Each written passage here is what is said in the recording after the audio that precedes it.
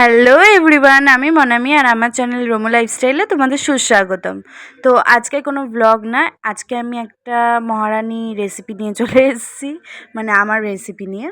তো এখানে মাংসটা ম্যারিনেট করে রাখা আছে এই মশলাটা দিয়ে। এখানে আদা, রসুন, কাঁচা লঙ্কা সব কিছু বাটা আছে। তো এখানে আছে হচ্ছে কাজু আর চারমগজ বাটা, আর সাথে একটু দুধও ছিল। আর এখানে হচ্ছে দুধ জাল দেওয়া আছে এক্সট্রা করে।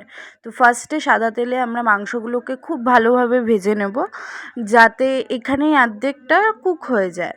তো এপিট ওপিট করে ভাজার পর আমি একটুখানি ঢাকাও দিয়ে দিয়েছিলাম যাতে কুক হয়ে যায়।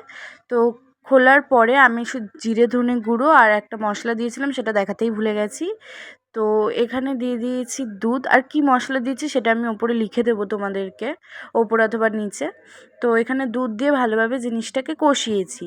তো এখানে দেখো অল্প অল্প তেলও ছেড়েছে।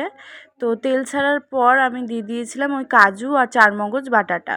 তো দিয়ে ভালোভাবে কষিয়ে জিনিসটাকে আমি সুন্দর করে রান্না করে নিয়েছি।